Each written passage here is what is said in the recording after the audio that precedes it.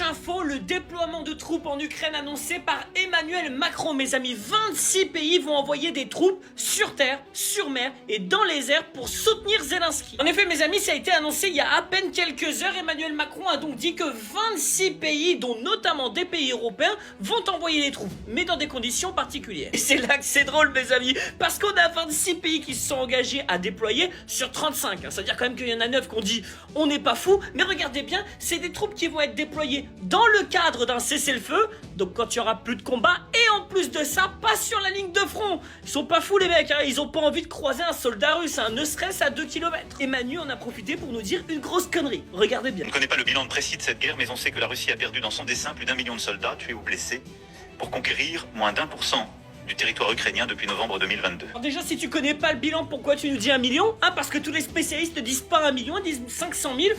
Bon, déjà, première chose, mais surtout 1% du territoire ukrainien.